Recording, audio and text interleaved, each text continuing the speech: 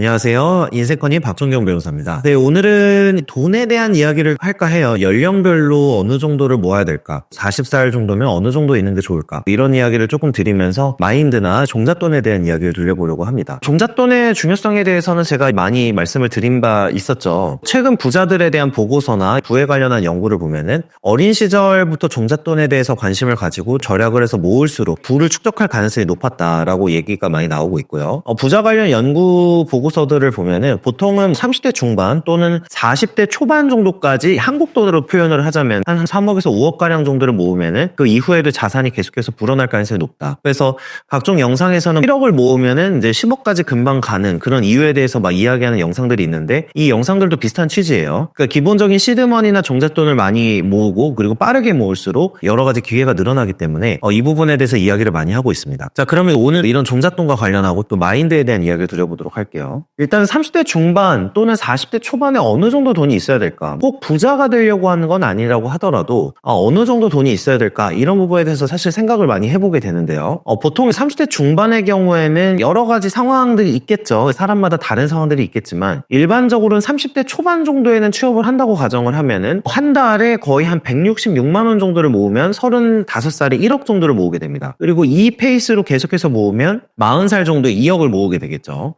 보통 이제 20대는 직업을 준비하는 시기고 그리고 뭔가 자기 개발을 통해서 내가 어떤 일을 할지 이런 거를 진로를 탐색하는 시기죠. 이러한 시기다 보니까 20대 때 돈을 못 모았다라고 해서 이게 잘못됐다거나 그렇게 보이지는 않지만 30대 때 취업을 하고 이 취업을 한 다음에 돈을 벌기 시작을 했을 때 일반적인 소득을 기준으로 보아도 그래도 보통 30대 중반에는 1억가량 정도는 모았어야지 어느 정도는 조금 미래에 대한 생각을 하고 있고 좀 준비를 하고 있었다라는 말을 할 수 있을 것 같아요. 물론 특별한 상황들이 있을 수 있어요. 부모님을 부양해야 된다거나 병원비가 들어야 된다거나 이런 부분들이 있으면 얘기가 다르겠지만 그런 상황들이 없다라고 가정을 하면은 이 정도는 모아야 된다. 그럼 40살에도 소득이 보통은 30대 때 나이가 들수록 증가하는 걸 가정을 해봤을 때는 40살에 적어도 2억 이상, 그러니까 2억 이상이나 2억 5천만 원 이상은 어느 정도 확보를 해놓아야 나중에 노후 준비나 향후 자산 축적의 기회가 생기고 자산이 불어날 수 있는 어떤 기본적인 바탕이 되지 않는가라는 게 제가 가지고 있는 생각입니다. 그리고 이제 30대부터는 조금 20대랑 이야기가 다른 게 이런 거죠. 30대가 보통은 소득 활동이나 어떤 일을 통해서 이제 돈을 버는데 되게 전념할 수 있는 시기예요.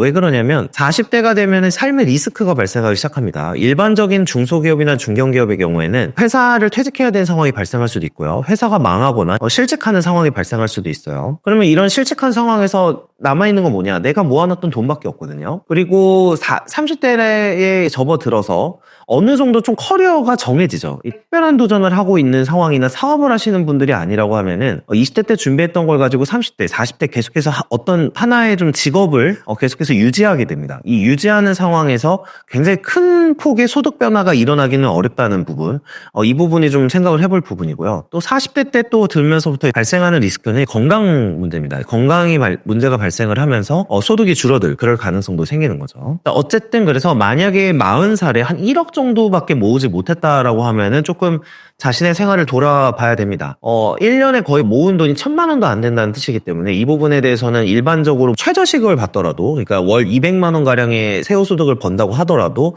조금 납득할 수 없는 부분들이 있는 거죠. 그리고 이런 돈의 액수적인 측면뿐만 아니라 마인드에 대한 이야기를 조금 한번 해보려고 하는데요. 오늘 드릴 부분은 인생에서 저의 지론 중에 하나예요. 한 해가 마무리되어가는 상황이고 7년이 얼마 남지 않은 상황에서 마인드에 대한 이야기를 조금 해보려고 합니다. 제가 생각하고 있는 인생의 지론 중에 가장 큰 게 뭐냐면요. 인생은 하루라도 빨리 정신 차리는 사람이 승리하는 그런 게임이다라고 저는 정의를 해요.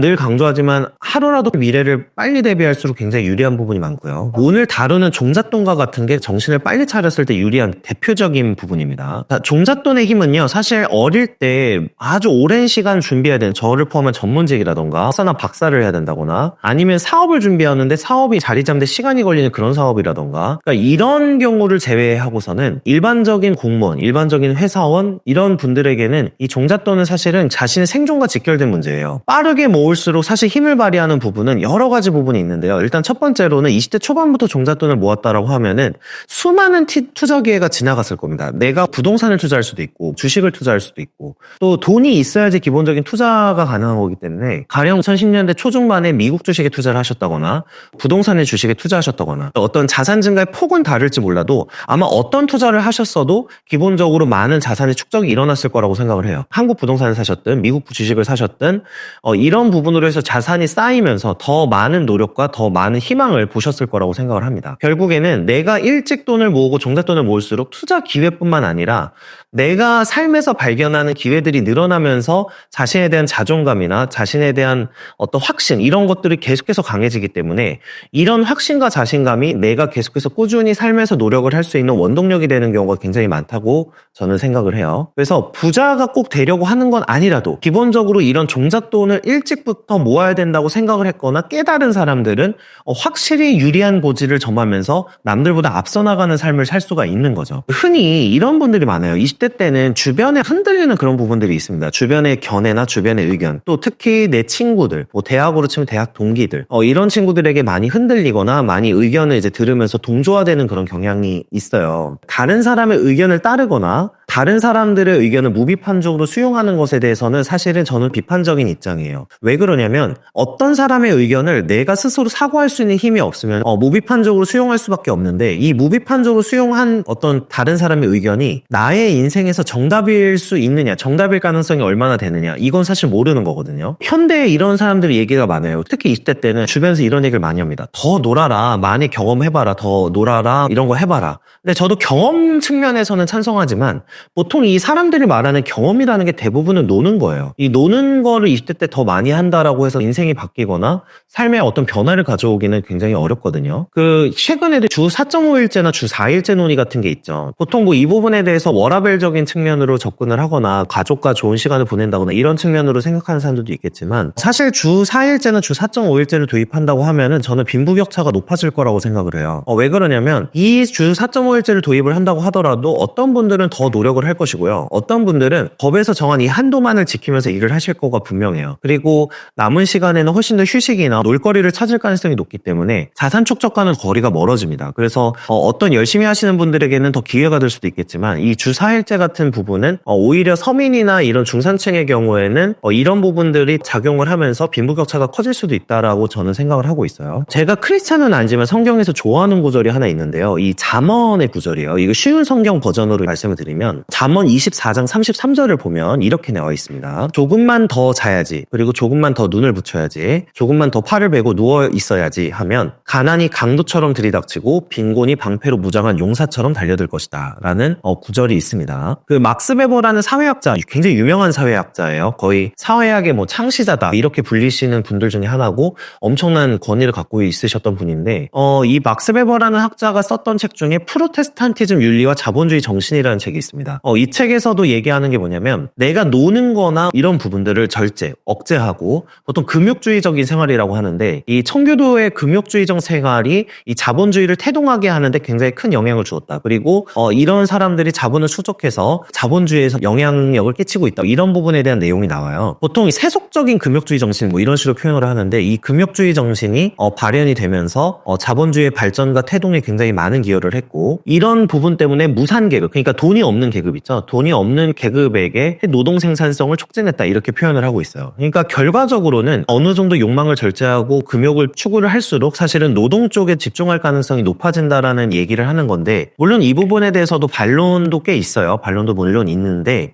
저의 경우에는 적어도 어느 정도는 진실이다. 내가 일에 몰두를 하고 휴식이나 욕망과 조금 거리를 둘수록 기본적으로는 자본 축적이나 향후 미래 대비에 훨씬 더 큰 영향을 줄 수 있고 더 많은 긍정적인 영향을 끼칠 수 있다 이렇게 생각을 하고 있거든요. 그래서 역설적이게도 어떤 분들은 이렇게 얘기하세요. 내가 돈을 좋아하고 계속해서 욕망을 추구해야지 더 돈을 많이 벌 것이다 라고 얘기를 하시는 분들도 있고 그분들도 당연히 타당한 생각이라고 생각은 하지만 저의 경험은 오히려 어느 정도는 내가 욕망을 언제든지 컨트롤할 수 있고 절제할 수 있어야지 사실은 불을 불리는데 굉장히 도움이 됐고 좀 더 유용하다 이렇게 보는 입장이고 막스 베버도 비슷한 관점을 견지를 했던 거죠. 어떤 삶을 살지를 사실 결정하는 건 본인의 몫입니다. 무조건 저도 뭐 아끼면서 살아라, 뭐 열심히 일하면서 살아라 이런 게 무조건 정답은 아니라는 건 알고 있지만 제가 적어도 가지고 있는 지론 중에 하나는 빠르게 고민하고 빠르게 실행하고 빠르게 남들보다 정신을 차릴수록 훨씬 더 유리하고 앞서 나가는 삶을 살 수 있다라는 게 제 생각이고요. 그리고 적어도, 그러니까 사람마다 물론 가치관은 달라요. 추구하는 가치관은 다를 수 있고 다 존중하지만 적어도 게으름을 미화하거나 게으름을 사실상 무슨 경험으로 미화를 해서 되게 합리화를 한다거나 이런 부분에 대해서는 조심해야 할 필요가 있다. 그리고 이런 사람들이 주변에 있다라고 하면은 그런 사람들의 어떤 대화나 이야기에는 내가 동조하거나 영향을 받아서는 안 된다. 이게 아까 이 잠언 구절을 통해서도 알 수 있듯이 나에게 가난이 찾아오게끔 하는 굉장히 큰 사고 기제나 촉매제가 될 수밖에 없다라는 부분을 말씀드리면서 오늘 영상을 마치도록 하겠습니다. 네, 시청해 주셔서 감사합니다.